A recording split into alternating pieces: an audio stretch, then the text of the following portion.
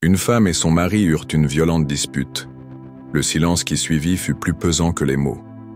Après le dîner, le mari s'allongea avec leurs enfants et s'endormit bientôt. Mais le cœur de la femme était agité. Les larmes lui montèrent aux yeux tandis qu'elle pensait « Je ne peux plus vivre comme ça ». Elle sortit silencieusement de la maison, espérant que l'air frais de la nuit apaiserait sa douleur. Alors qu'elle marchait dans les ruelles étroites de son quartier, une voix attira son attention.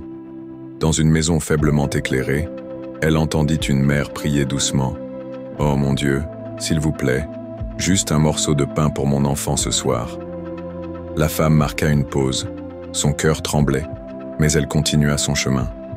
Un peu plus loin, elle entendit une autre prière, celle d'une femme qui demandait à Dieu de protéger son fils des épreuves et du malheur. Non loin de là, elle entendit un homme inquiet murmurer à sa femme « Demain, supplie le propriétaire de te donner quelques jours de plus. Croisez les mains si vous le devez, juste pour qu'il cesse de nous menacer. » La femme ralentit le pas.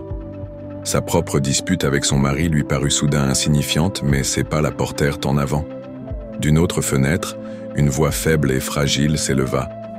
Une grand-mère rappelant à son petit-fils « Ça fait tellement longtemps que tu ne m'as pas apporté mes médicaments. » Une affaire en cours, en perspective. Le garçon répondit avec culpabilité « Grand-mère, le commerçant ne me le prête plus à crédit, et moi, je n'ai pas assez d'argent pour l'acheter. » Pressa sa main contre sa poitrine. Ses larmes, qui avaient commencé à pleurer pour sa propre douleur, coulèrent maintenant pour celle des autres.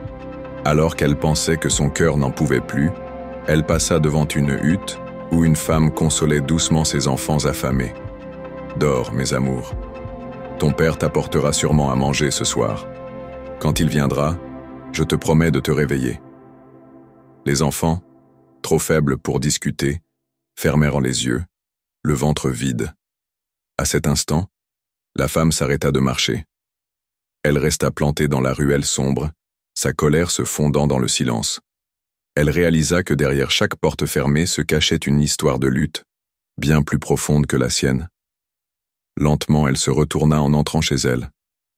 Elle vit ses enfants dormir paisiblement auprès de leur père. Il remua légèrement, tendant la main dans son sommeil comme pour la chercher. Son cœur s'adoucit. Oui, on se dispute.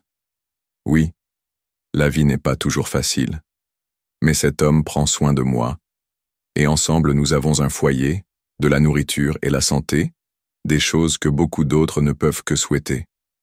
Ce soir-là, elle s'est allongée près de son mari et a murmuré une prière silencieuse. Merci Seigneur pour ce que j'ai déjà. Derrière chaque sourire se cache une lutte invisible.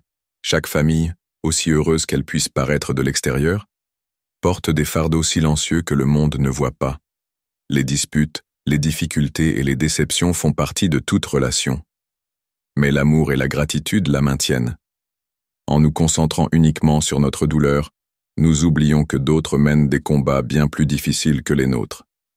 La véritable sagesse consiste à chérir ce que nous avons déjà, notre maison, nos proches, notre santé, et à ne pas laisser une colère passagère nous aveugler face aux bienfaits permanents.